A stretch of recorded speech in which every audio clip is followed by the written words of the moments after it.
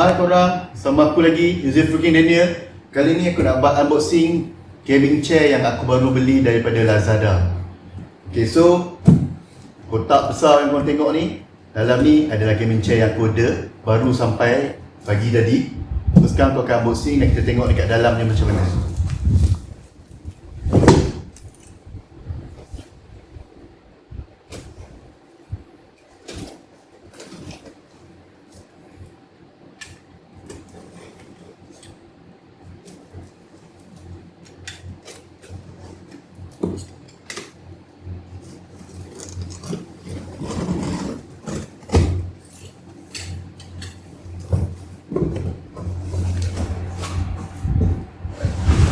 So dekat sini kita ada dia punya kaki.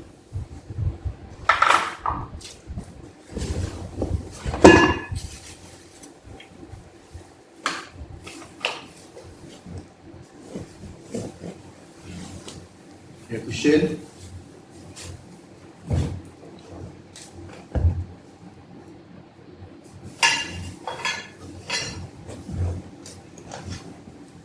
Okey.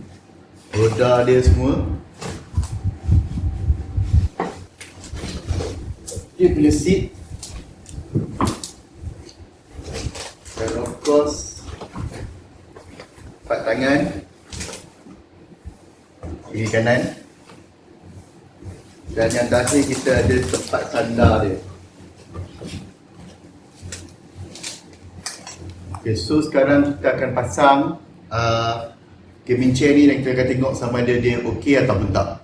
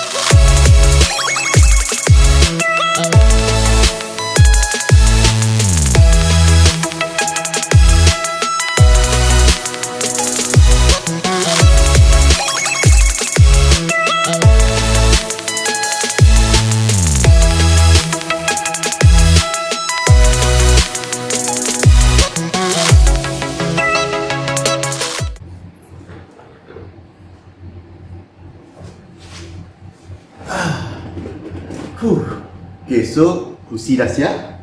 Kita tengok. Dan memang selesa. Kursi ni aku beli dalam Lazada sale 66. Aku beli 3 sekali. 3 sekali dengan harga RM444. So, korang rasa macam mana? Berbaloi tak gaming chair like Regal ni? Kalau korang rasa berbaloi, korang boleh komen kat bawah. Kalau korang rasa macam RM3,444 tu terlalu mahal, pun boleh komen kat bawah. Okay, terima kasih sebab menonton video ni. Aku nak rehat-rehat main game atas gaming chair ni. Korang boleh like video ni. Pada yang dah subscribe pada channel ni, aku ucapkan ribuan terima kasih sebab dah subscribe. Pada yang belum, aku minta tolong pada korang untuk subscribe pada channel ni. Dengan menekan butang subscribe tu, korang dapat membantu kita orang. Dan jangan lupa juga tekan notification button di sebelah butang subscribe tu yang ada laman loceng tu. Sebab apa? Sebab kalau kita orang share apa-apa video baru, sama ada sketsa lawak ke, barang motor ke, ataupun unboxing ke, kita orang notification akan datang pada korang dulu. So I'm UZZAIR DANIAL. Kita jumpa lagi lain kali. Bye bye.